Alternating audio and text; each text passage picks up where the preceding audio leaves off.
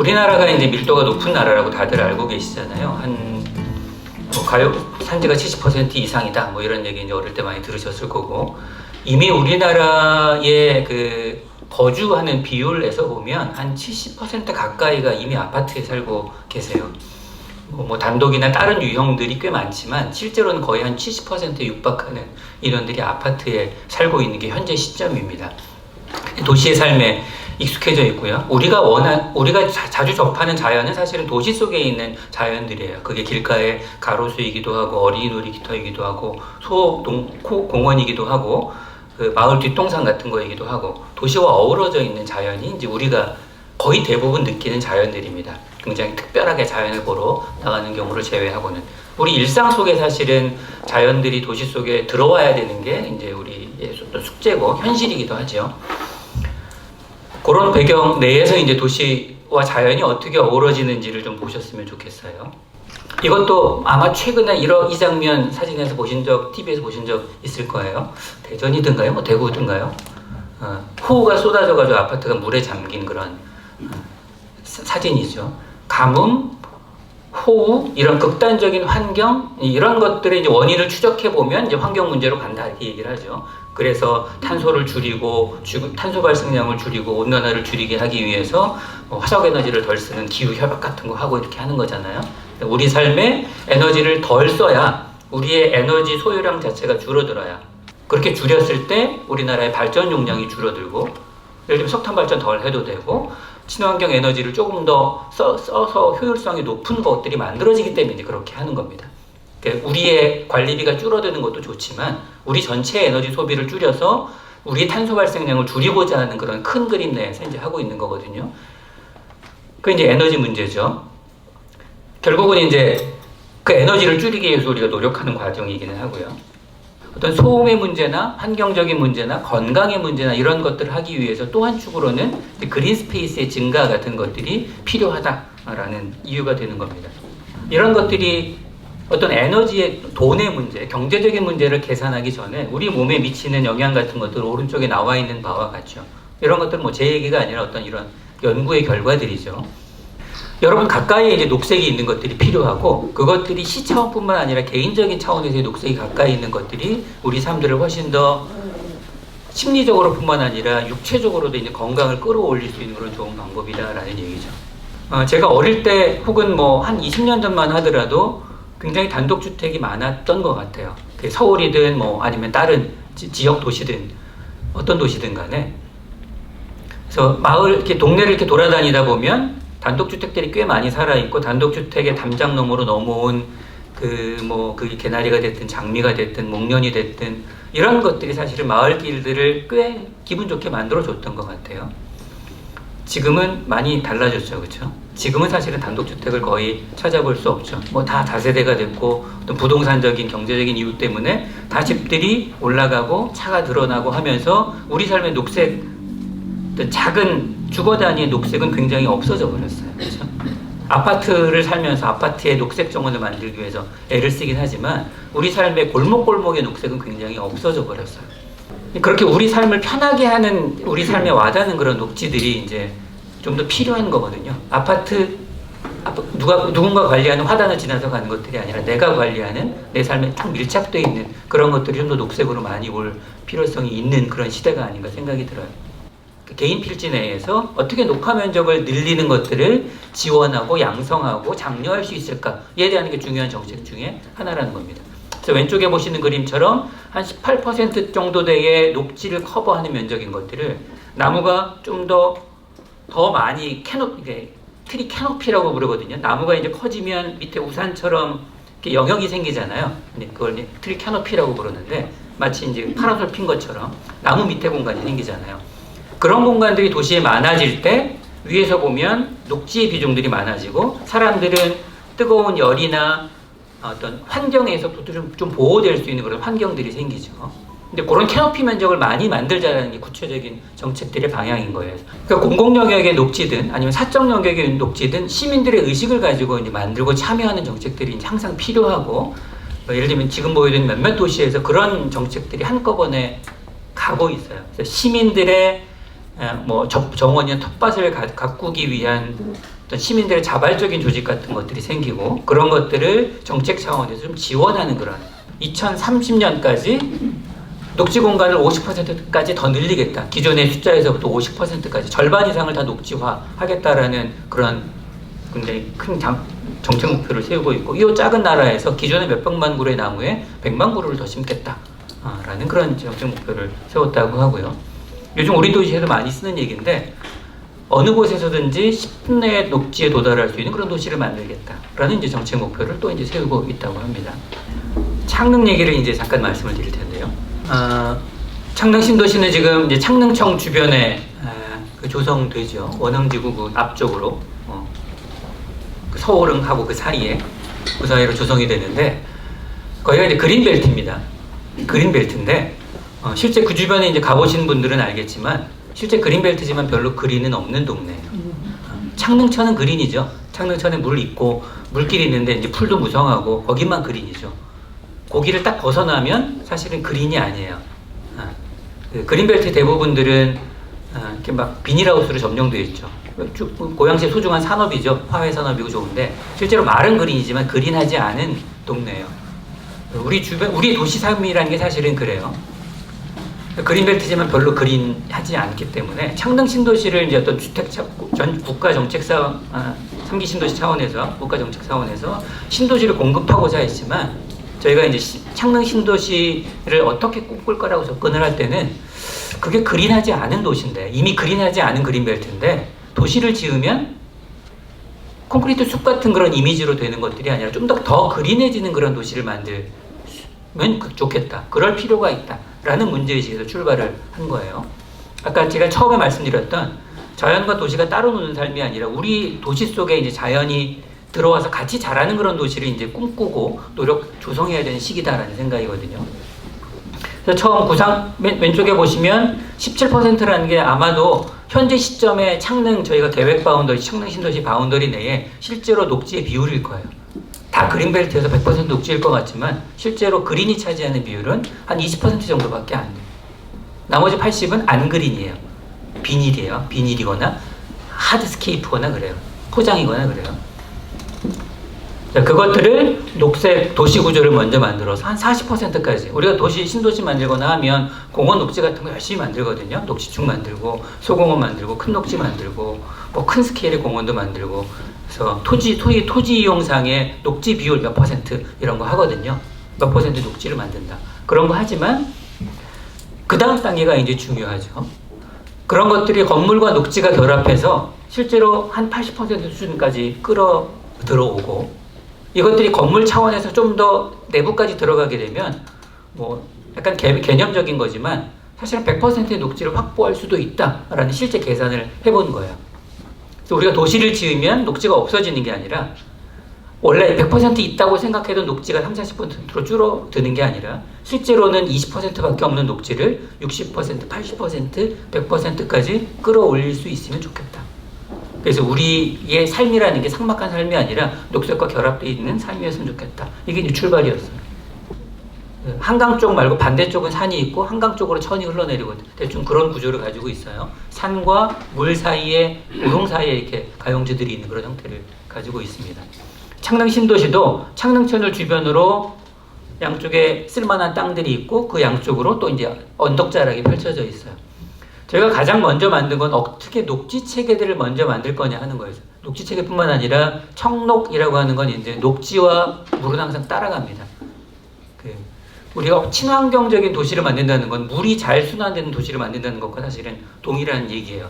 나무를 많이 심는다는 얘기가 아니라 물이 잘 순환하는 도시를 만드는 게 이제 친환경적인 도시를 만드는 도시 차원에서의 가장 큰 건데 물과 녹이 잘 흐를 수 있는 인프라를 먼저 만든다라는 개념으로 산에서부터 지금 창릉청 방향으로 뭐가 계속 녹색이 이렇게 내려오는 그림들이 보이시죠? 그러니까 산자락과 물을 잘 연결하는 시스템들을 만들고 그 사이에 남아있는 땅들의 어떤 가용지 같은 것들을 만들어서 도시의 아파트 단지든 뭐 학교든 뭐 이런 것들을 배치하자라는 골격에서부터 준비한다는 얘기죠. 그래서 산자락에서부터 창릉천까지 촘촘한 녹지 체계를 따라서 촘촘한 자연적인 물의 흡수, 흐름 이런 것들이 가능한 그런 도시 구조를 만들었으면 좋겠다라는 얘기고 뭐 이건 예시의 그림이지만 평상시에는 이렇게 숲풀과 같은 완만한 구름과 같은 것이어서 잔디밭이나 놀이터와 같은 공간처럼 있는 공간들이 아까 말씀드렸듯이 우리나라 이제 호우가 오는 시대잖아요. 물이 많이 왔을 때 그 물을 자연스럽게 담아 넣었다가 이렇게 흡수하는 이런 시스템들이 있으면 좋거든요. 우리의 삶에 체감하는 내가 살고 있는 곳은 콘크리트 건물인 약간 쥐약과 같은 곳이고 한 발 건너가서 낙원인 공원으로 가야 되겠다 이런 것들이 아니라 내 삶이 녹지랑 그냥 결합되어 있는 자연과 도시가 이게 결합하는 그런 도시를 만들자라는 게 비전이었기 때문에 그렇다면 이제 건물 가까이 녹지가 와야 되고 입체적으로 녹지 공간들을 건물로 끌어오는 그런 비전들이 필요하죠. 요거는 초기 이제 그림인데 뭐 이 계획이 발표된 이후에 이 창릉 신도시 중심에 GTX도 쓰고 뭐 이런 거 발표됐죠.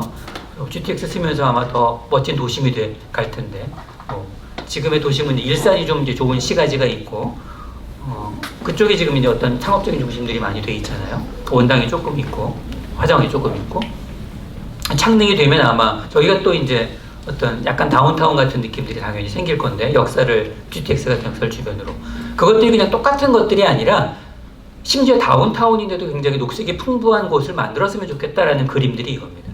그래서 건물의 스케일, 옥상, 입체적인 녹화 이런 것들 여기가 지금 다운타운도 창릉천 변이에요 바로. 그러니까 도심이 하천변에 있는 흔치 않은 케이스이고 하천변을 어떤 간선 도로 체계로 교통을 위해서 할애하는 것들이 아니라 시민 접근을 위한 체계로 활용을 하고 좀 더 교통량이 적은 체계로 만들어서 중심지라고 이제 보통 부르거든요. 신도시 중심지 이렇게 이제 보통 부르는데 그래서 뭐 업무 중심지 CBD 이런 말 씁니다. Central Business District 이렇게 해서 중심 업무지구 이런 말을 쓰는데 저희가 창릉 신도시 할 때는 중심 복합지구 이런 말로 바꿨어요. 그러니까 업무지구가 아니라 그냥 삶이 여러 가지 삶들이 있는 뭐 상업도 있고 업무도 있고 그다음 일부 주거 기능도 있는 그렇게 복합적인 삶들이 이루어지고 그다음 복합적인 녹지가 있고 창릉천까지 어우러지는 이런 이제 복합지구를 꿈꿨는데 용도가 복합될 뿐만 아니라 창릉천변의 면에서 녹색이 풍부한 그런 중심지구를 만들겠다. 저기 다운타운을 가면 그냥 상가만 쫙 상가 간판이면만 보이는 게 아니라 녹색과 천이 같이 느껴지는 그런 중심지를 이제 만들어 보겠다는 비전이 있었고요. 이 부분이 이제 원흥지구입니다. 현재 있는 바로 밑에 쪽이 천마을 예정지구로 이제 결정이 돼 있습니다. 뭐 구체적인 계획은 아직 수립 중입니다만 저기도 보시는 것처럼 왼쪽에 조그만 예시도에서 보시는 것처럼 일단 일반적인 아파트 단지가 아니라 녹색의 비중이 끌어올려진 아파트 단지를 만들고자 하는 거예요. 그러니까 땅바닥에만 있는 게 아니라 옥상 녹화, 인면, 발코니 이런 부분들에 대해서 다른 아파트, 공동주택보다 녹지 비율이 훨씬 더 많은 입체적인 녹화가 되어 있는 것들을 만들어서 어떤 쇼케이스처럼 이제 좀 이렇게 녹색 건축화할 수 있습니다라는 것들을 해보려는 비전을 그런 가지고 있어요. 그래서 주거단지뿐만 아니라 아까 중심지 같은 거에서도 좀 더 녹색이 다가오는 그런 건물을 만들겠다라는 생각이 있는 거죠. 지금 우리가 이제 아파트 정원을 쓰는 느낌들을 좀 다시 생각을 해보셔야 돼요. 일산 신도시만 하더라도 이제 한 30년 전 아파트이기 때문에 지상의 대부분이 이제 주차로 쓰고 있어요. 일부 지하 주차가 있더라도 지상에 주차를 이제 많이 쓰고 있죠. 아마 뭐 변화가 일어날 수도 있겠죠. 지금 짓는 아파트들은 지상에 사실은 주차를 많이 하진 않거든요. 주차 용량이 늘어나기도 했거니와 지상들을 조금 더 이제 녹화하는 공간들을 많이 쓰고 있는데 저거를 보여지기 위한 녹화로는 사실은 충분하지 않아요. 그거는 이제 돈 들여서 관리하는 것들이거든요. 누군가 관리해줘야 되는 건데 용역업체 써서 조경 관리하는 데 써서 돈 많이 들여서 관리해야 되는 그런 조경이에요. 당장 보기 좋고 굉장히 우리 집값을 올리는 것 같긴 하지만 우리 삶에 내가 참여하는 그런 정원은 사실은 아니에요. 내가 손대면 안 될 것 같은 정원이잖아요. 근데 사실은 우리가 이제 더 앞으로 더 꿈꿔야 되는 아파트 단지 혹은 정원이라는 것들은 내가 갖고는 정원이어야 해요. 물론 시간도 없고 돈도 없어 이렇게 얘기는 하시겠지만 사실은 생각보다 좀 더 시간과 여유가 생기시고 있어요. 사실은 조금씩 생기고 있고 내 몸을 위해서 운동하기 위해서 시간을 많이 들이시는 것처럼 뭔가 소일거리가 필요하세요. 열심히 발코니에다가 화분 기르고 계세요. 그것뿐만 아니라 우리 단지 내에 그 단지는 자기 집이잖아요. 사실은 n분의 1의 자기 지분이 있는 내 땅이잖아요. 그렇죠? 그 집만 내 건물이 아니라 그 단지도 내 땅이잖아요. 거기에 자기의 정원들을 가꾸는 그런 식의 이제 아파트 단지 모습이 바뀌어질 필요가 있어요. 뭐 잘 바뀌기 어려운 게 또 학교인데요. 학교 관계자분은 안 계시죠? 저거를 공원과 결합되어 있는 그런 학교 형태들로 만들고자 하는 비전이에요. 교육청에서 이렇게 만만하게 생각하지 않으세요. 학교는 딱 이래야지 하는 게 있거든요. 운동장 따로 있고 담장 딱 있고 대문 딱 있어야지. 땅은 네모나야지. 땅은 정확하게 가로 세로 정방향으로 딱 돼야지. 이런 이제 그런 게 있어요. 그런 것들을 좀 깨서 저 학교가 사실은 잘 생각해 보시면 학령 인구이 줄어들고 있거든요. 인구가 줄어들고 학생들 줄어들고 있잖아요. 국민 학생들 줄어들고 중고등학생들 줄어들고 있죠. 신도시를 만들면 사실 초반에는 보통 신도시 패턴이 있어요. 항상 들어오면 이제 특히 새로 공급하는 신도시들은 이제 뭐 신혼부부 뭐 이런 우대 뭐 여러 가지 이유들 때문에 비교적 젊은 세대들이 입주하기 시작하고 그분들이 같이 도시와 함께 나이가 들어가고 자녀 세대가 생겨요. 일산은 지금 그 세대가 와 있죠. 자녀 세대들이 이제 성장해 있는 시대죠. 원흥은 아마 아닐 거예요. 조금 다를 거예요. 여기도 마찬가지로 만약에 생기면 새 도시들이 들어오면 좀 젊은 층이 들어오겠죠. 학령 인구 들어오겠죠. 근데 도시가 그 시점이 아니잖아요. 20년 지나고 30년 지나면 급속하게 줄어들어요. 그럼 학교? 딴 걸로 써야 돼요. 그렇죠? 학교의 인구들도 줄어들고 학교 시설들이 그 마을 전체를 위해서 쓰여지는 필요가 있어요. 그래서 이 비전들은 필요하다면 학교 시설들이 나중에 마을 커뮤니티 센터 같은 것들로 용도 변경할 수도 있고 학교가 갖고 있는 오픈 스페이스가 새 학교가 모이면 운동장이 3개가 있어야 되는 게 아니라 1개 혹은 2개 있고 농구코트 같이 쓰고 그 다음에 공원을 텃밭처럼 써서 생태학습도 하고 그 공원과 학교의 경계를 같이 섞어서 스쿨파크 같은 형태로 해보자라는 게 이제 비전이에요. 뭐 작은 소도시에 있는 시청사인데 벽면이 저렇게 다 녹화가 돼 있죠. 그래서 아마 이제 저 벽면으로는 가장 큰 건물이다라고 당대에 기록됐던 것 같아요. 저건 이제 입체적으로 녹화가 돼 있기 때문에 위에 크레인 같은 거에서 이제 뭐 관리도 해줘야 되고 물도 자동으로 줘야 되고 이런 기계적인 시스템들이 따라갑니다. 뭐 민간에서 쉽게 할 수 있는 것들은 아니고 관리를 좀 해줘야 되는 시스템인데 이런 건물들의 사례들도 이미 있어요. 여기가 네덜란드면 우리나라보다 추운 동네입니다. 추운 동네예요. 뭐 환경은 다르지만 어쨌든 기본 평균 기온은 우리보다 낮은 동네예요. 싱가포르이 아니에요. düsseldorf에 있는 비교적 최근에 20년에 준공된 건물의 사례인데 공공건물 아니고요. 그냥 민간 건물이고요. 재건축한 일종의 düsseldorf 도심 재개발한 사례인데 아마 쇼핑센터 들어있는 것 같아요. 안 가봤는데 쇼핑센터 들어있고 문화시설도 일부 들어있고 뭐 주차장 같은 것도 들어있겠죠. 비교적 낮은 건물에 나무들이 이렇게 쫙 줄지어서 심어져 있어요. 이 지역에 맞는 나무를 당연히 심었겠죠. 서나무라는 나무를 심었다고 해요. 우리나라에 이제 잘 흔한 건 아닌데, 뭐, 마치 이게 토피어리 하는 것 같은 게 다듬기 좋은 그런 나무 종류인 것 같아요. 그런 나무를 한 8km 정도 긴 화분 같은 거 만들어서 심은 케이스예요. 그러니까 아까 입체 녹지와는 다른 시스템이죠. 건물에 녹화하는 거는 기술적인 이제 백업이 필요한 겁니다. 관리도 필요하고. 이 정도의 나무를 심어서 가로수길을 한 3km 정도 만든 것과 같은 그 식재 효과를 거뒀다라고 이제 얘기를 하고 있어요. 도심이지만 새소리도 날 거고 벌레도 날아다니고 이제 하겠죠. 저런 게 이제 호텔 리엑시에서 밖에 보이는 거죠. 저런 이제 사례도 있고 계량적으로 보면 땅 면적의 2배 가까운 녹지를 입체적으로 만들었다고 합니다. 저 달성하기 굉장히 어려운 숫자입니다. 2배라는 건 100% 달성하기 굉장히 어렵고요. 굉장히 극단적으로 이제 많이 해놓은 사례에 해당하죠. 이미 이제 의지를 가지고 하는 이런 사례들이 있어요. 이게 정책적인 뭔가 이렇게 포인트, 가점, 정책적인 노력도 있고 그 다음에 어떤 이 개발자들의 마케팅의 목적, 영업의 목적도 물론 있겠죠. 2018년인가 19년에 완성된 겁니다. 넥센 타이어라는 그 타이어 브랜드 회사 아시죠? 거기가 마곡이라는 강서구에 있는 마곡이라는 데가 그 연구시설들이 많이 최근에 들어서고 있는 데거든요. 뭐 LG, 뭐 코롱, 뭐 롯데, 뭐 넥센, 뭐 이런 뭐 여러 가지 이제 연구소들 마치 판교처럼 뭐 판교가 연구단지, IT 연구단지 많이 있는 것처럼 여기가 이제 각종 기업들의 연구시설들이 많이 들어가고 있는데 저희가 이 건물을 설계할 기회가 있었어요. 넥센 타이어의 연구소예요. 넥센 타이어는 타이어 회사죠. 그 타이어 회사 연구실은 이렇게 뭐라 그러나 공장입니다. 공장. 연구 실험실 같은 막 플라스크하고 뭐 이런 것들이 아니라 밑에 공장을 갖고 있어요. 타이어 주행 시험을 하고 강도 극한 환경에 시험을 하고 해야 되기 때문에 마치 공장과 같은 시설들을 가지고 있어요. 지금 앞에 있는 건물은 이 앞쪽에 있는 것들은 연구 실험동 같은 것들이 있고요. 넓적하게 사실은 공장 건물이 깔려 있고, 뒤쪽에 보시면 이렇게 뭐가 이렇게 뱅뱅 돌고 있는 것처럼 보이시죠? 저기가 위에 내부 정원을 가지고 있어요.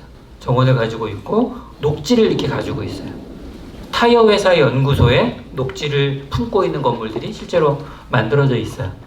그래서 대지 면적 대비 한 절반 정도, 보통의 아까 말씀드렸듯이 건물이 지어지면 10%, 20%, 아파트 같은 경우 굉장히 녹지가 많음에도 불구하고 한 30% 이 정도 이제 녹지를 갖게 되는데, 업무시설 건물들의 거의 한 50% 정도의 녹지를 건물 내 입체적으로 가지고 있는 건물의 사례예요. 위에서 보면 이게 드론으로 찍으면 이렇게 보이는데, 위에 잔디밭 같은 게 보이죠? 저게 1층 바닥이 아니라 한 3층 바닥 정도 되는 거예요. 밑에 공장을 깔고 있어요. 위에 정원을 만들어서 방문한 사람들이나 직원들이 밥 먹고 저기 나와서 삥삥삥 돌아가는 산책로를 한 몇백 미터짜리를 쭉 걸어서 쭉 올라가서 옥상에 올라가서 끝에 가서 야호 한번 하고 다시 이렇게 쭉 내려올 수 있게 그렇게 돼 있어요. 밥 먹고 이제 소화시키는 걸 건물 안에서 할 수 있게 돼 있어요. 그리고 건물 내에서도 저거를 삥삥 타고 돌 수 있게 돼 있어요. 이렇게 이제 이중 나선처럼 이렇게 생긴 건물이에요. 설명은 좀 복잡하지만 그렇게 돼 있어요. 실내에서도 이렇게 뺑뺑 돌 수 있고 외부 공간으로도 이렇게 뺑뺑 돌 수 있게 돼 있어요, 건물을. 안에 중정의 모습을 보면 이렇습니다. 위에 뭐 잔디밭 같은 것도 있고요. 요 녹지가 이제 건물을 타고 도는 거예요. 저기 쭉 건물을 타고 돌고, 브리지처럼 보이는 건물들이 실내에서도 이렇게 타고 돌고, 실내도 한 바퀴 돌고, 외부 공간도 한 바퀴 돌고, 몇백 미터짜리를 건물 안에서 이렇게 타고 돌게 돼 있고, 거기에 이제 조그만 정원도 있고, 이런 뭐 잔디밭 같은 것도 있고, 그다음 높은 필로티라고 이제 건축하시는 분들이 부르는 띄워져 있는 공간 사이에 이렇게 계단형의 녹지도 돼 있고, 굉장히 녹지가 많은 그런 스타일의 건물은 아닌데 입체적으로 녹지가 이제 건물 속에 들어 있어요. 그래서 여기 잔디밭 같은데 그래서 이렇게 바베큐도 하고, 캠핑 직원들이 모여서 캠핑도 하고, 뭐 모여서 이제 뭐 이렇게 뭐 행사도 하고 뭐 그러는 것 같아요. 뭐 관심 있는 분들은 보셨을 수도 있는데, 이건 이태리에 있는 아파트의 사례입니다. 그 이태리 밀라노도 굉장히 큰 도시입니다. 북부의 산업 도시인데 역사도 오래된 도시고요. 마치 이제 뭐 대도시처럼 서울, 부산, 인천 이런 데처럼 도심도 있고 굉장히 여러 개의 부도심이 있고 산업 여러 중심지들이 있어요. 그 중에 하나가 뭐 수십 년, 수백 년 됐으니까 좀 낙후하겠죠. 그러면 이제 도시 재생 사업을 하고 재개발을 하죠. 완전히 도심은 아니고 그 여러 가지 부도심 중에 하나를 재개발한 그 구역 내에 들어 있어요. 그러면서 이제 마치 우리식으로 하면 이제 주거복합 건물 같은 것들이 들어섰는데, 이런 식으로 입체 정원을 가진 건물들이 들어서 있어요. 숫자를 보면 아마 거의 한 200%이고요. 여기 오른쪽에 있네요. 대지 면적의 한 2배 정도의 녹지 면적을 확보했다고 해요. 고층 건물이니까 적층을 하다 보면 더 면적이 많이 생기겠죠. 실제로 몇몇 사진들을 보면 밧줄 타고 저거를 이제 정원사가 관리하는 그런 사진들도 있습니다. 이건 뭐 집에서 관리하기보다 아마 전체적으로 관리를 하시는 것 같아요. 뭐 시스템은 각자일 테니까. 밧줄 타고 관리할 수도 있고, 뭐 원하면 집에서 나와서 관리할 수도 있겠죠.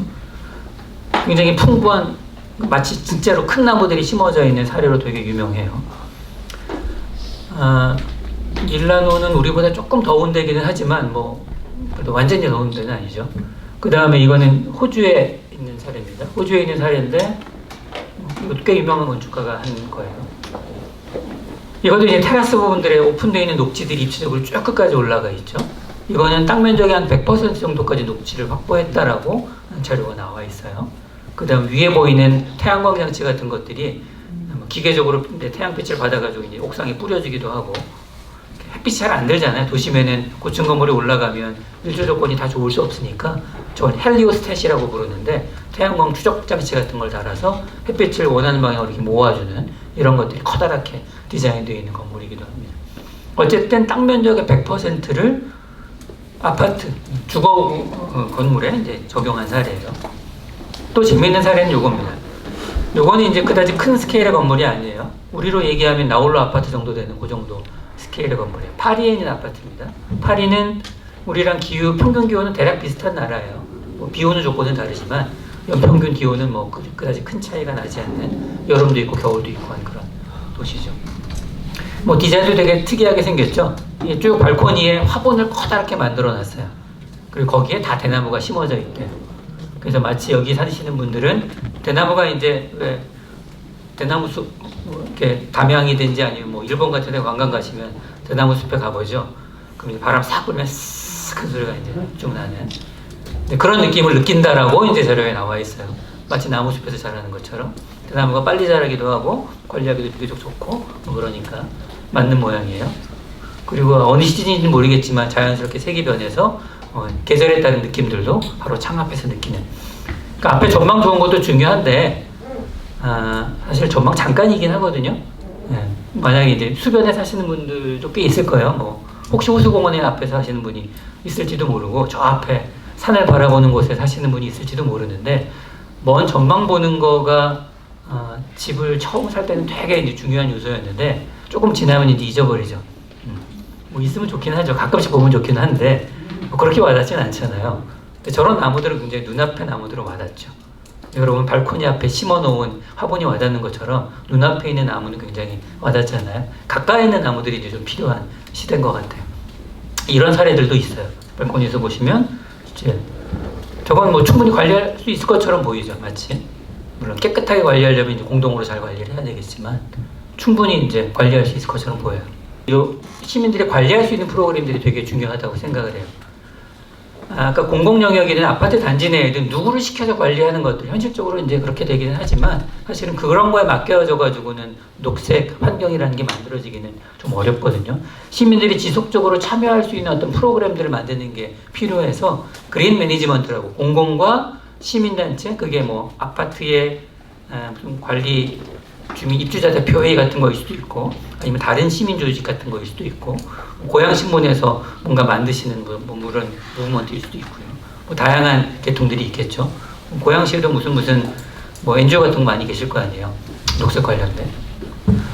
그런 데서 이제 매니지먼트를 해서 그 단지 내에 어떤 사유지 내에 녹색을 관리하기 위해서 공공의 지원과 민간의 관리를 어떻게 서로 시너지를 가지고 할 거냐라는 그런 협약 같은 것들을 맺을 수 있거든요. 대부분 아파트에 많이 사시니까 아파트의 관리사무소의 옥상, 앞에 있는 정원, 입구에 있는 것들 그거 다 공용공간이죠. 근데 내 땅이잖아요, 내 땅. n분의 1이지만 내 땅이잖아요. 그렇죠? 내가 참여해서 관리할 수 있는 공간으로 바꿀 수 있는 거거든요. 돈 들여서 관리하는 것보다 내가 원한다면 텃밭 만들어서 계절별로 펜지도 심고 뭐 치송화도 심고 뭐 그런 거 할 수 있게 주민들이 협약하면 훨씬 더 우리 공간이 되는 거죠. 그 다음에 한 발 더 나아가면 그 주변에 있는 공원들이 있어요. 아파트 단지 옆에 소공원. 그런 것들도 이제 시에서 관리해주는 뭐 그런 것뿐만 아니라 우리 세금 넣어서 계속 하는 것뿐만 아니라 일정 부분들을 공동으로 관리하는 혹은 뭐 그쪽에 참여해서 뭔가 식생 활동들을 하는 이런 것들을 고양시 차원에서 조직하거나 시민단체들이나 주민 차원에서 할 수도 있거든요. 그런 프로그램들이 좀 많아지는 도시가 있다고 하면 그게 물리적으로 환경을 갖추는 것뿐만 아니라 이렇게 녹색 부분들이 도시와 자연과 이렇게 결합되는 도시 모습들이 더 아마 구현될 거예요. 그래서 사유지 내 녹지나 건물 녹화를 관리를 위해서는 시민들의 자주적인 참여 의식 이런 것들이 절대적으로 필요합니다. 이 땅은 내 땅이고 내 땅의 녹지는 내가 갖고 내 마당을 가꾸고 내 나무를 가꾸는 것 같은 심정으로 이제 가꾸고 정원 같은 것도 내 텃밭을 가꾸는 느낌으로 가꾸는 것. 뭐 이런 것들이 결합이 됐을 때 누가 해주는 녹지가 도시 차원에서 아까 창릉 제가 얘기할 때 굉장히 많은 녹지 시스템과 이런 것들을 얘기를 했잖아요. 우리 삶의 공간에서 녹지가 풍부하게 하기 위해서는 이제 이런 주민들의 여러분들의 이제 의식과 노력들이 필요하다는 얘기죠. 그리고 이제 그런 것들을 정책 차원에서 지원할 수 있는 시스템들을 만약에 고양시들이 좀 더 고양시에서 찾고 지원하는 프로그램들을 만들다 게 필요한 거죠. 세 가지 제가 그래서 트라이앵글을 그려봤어요. 아마 녹색 도시를 만들기 위해서 물리적으로 어떻게 할 수 있느냐 하는 것들도 굉장히 중요하고 여러분의 발코니, 여러분의 단지 내의 것들을 어떻게 바꿀 수 있느냐라는 기술적인 습득도 필요하지만 결국은 저게 돌아가게 하기 위해서는 그 어떤 참여의 사이클 같은 것들이 필요해요. 세 가지 주체가 있다고 보는데 공공기관이나 지자체, 예를 들면 새로 만드는 신도시는 뭐 LH 같은 그런 공공기관일 수도 있고요. 그 다음에 뭐 이미 만들어진 도시 같은 데라고 하면 뭐 고양시나 또 뭐 구 차원의 지자체 차원의 볼 수도 있겠죠. 그런 데에서는 또 하나의 그룹들은 이제 시민들이죠. 여러분들이에요. 그다음 또 하나의 그룹들은 저런 걸 설계하는 사람, 저 같은 설계하는 사람, 혹은 시공하는, 주택을 공급하는 사람들, 이런 세 가지 주체가 있을 거예요. 아마 정책적인 차원에서는 녹화 정책 같은 것들이 있다고 하면 의무적으로 따라하든 시 차원의 목표를 가지고 따라하든 그런 것들이 이렇게 정책 차원의 목표들을 해야 되고, 한편으로는 반대 화살표도 있죠. 시민들 입장에서 우리 고양시 녹화를 위해서 뭐 이런 것들을 하자라는 소위 그런 좋은 민원들도 사실은 있어야 돼요. 시민단체들이 해야 되는 그런 좋은 의미의 압력이죠. 그런 압력들이 있어요. 우리를 녹화하자라는 그런 압력들이 사실 있어야 정책이 힘을 받는 거니까 그런 것들이 필요하고요. 그다음 공급자와의 관계에서는 이거 적극적으로 이제 어떤 녹화에 대한 아이디어들이 필요해요. 그러니까 잘 만들어 주세요 하고 딱 이제 받으면 좋은 거 하면 관리비 그냥 많이 들거든요. 조명을 반짝반짝 멋있게 해주세요. 비싼 나무 많이 심어주세요 하면 좋은 거 같지만 다 그냥 관리비 들어가는 것들이에요. 사실은 적당한 시스템이 있다고 하면 우리의 공동시설들을, 우리의 공동공간들을 어떻게 했으면 좋겠다라는 피드백이 있을 수 있으면 좋아요. 그런 채널이 어떻게 만들어질 수 있는지는 좀 숙제이기는 하지만 몇몇 것들은 이제 그런 시도들이 이루어지기도 하거든요. 만약에 입주민들이 만약에 이제 약간 이론 같은 얘기지만 입주자들이 정해지잖아요. 선분양 받고 입주하기 전에 공사하는 와중에 뭔가 입주자 뭔가요? 입주 뭐라고 부르던데 입주를 준비하는 그런 모임들이 생기잖아요. 그럴 때 이제 내 아파트에 이제 하자 이런 거에 당연히 관심을 가지시겠지만 우리의 공용 공간들이 사실은 어떻게 관리되고 우리 스스로 어떻게 만들어갈 수 있을지에 대한 것도 사실은 협의할 수 있거든요. 정말 관리하기 좋고 보기만 좋은 것들이 아니라 좀 더 많이 톡박 같은 것들을 만들자고 할 수도 있고 녹지 공간 같은 걸 적극적으로 만약에 설계가 의도가 돼 있다고 하면 적극적으로 이제 방식 같은 걸 제안할 수도 있겠죠. 그런 것들을 피드백하는 시스템들도 아마 필요할 거예요. 그 다음에 이제 공공기관 입장에서는 이제 사업을 시행할 때 인허가를 하거나 정책적인 유도를 하거나 심의를 하거나 이런 과정을 거치시거든요. 정책의 목표가 있거나 수단이 있다고 하면 새로 공급되는 것들, 아파트 단지 같은 것들에 대해서 좀 더 녹화를 많이 한다거나 아니면 뭔가 자치를 할 수 있는 어떤 시스템들 좀 마련하도록 좀 의견을 준다거나 이런 것들도 하실 수 있거든요. 그래서 이렇게 어떤 3자, 주민들의 니즈와 압력, 그다음 정책적인 것, 공급자들 이런 것들이 이제 어떤 선한 사이클들 같은 것들이 만들어지면 물리적인 것뿐만 아니라 이렇게 소위 얘기한 지속 가능한 녹화된 도시 이런 것들이 만들어질 수 있을 것 같습니다. 마지막 사진인데요. 아까 보여줬던 사진이에요. 그 이태리 밀라노에 있는 200% 만들었다는 사진이고요. 성공적인 사례로 언급되죠. 오른쪽에 있는 것들은 제가 어느 도시인지는 잊어버렸는데 중국에 있는 지방 도시의 아파트 사례예요. 똑같죠? 똑같이 생겼어요. 약간 퀄리티 차이는 있어 보이지만 높지 않아요. 그런데 오른쪽 거는 대표적으로 실패한 사례로 소개되고 있어요.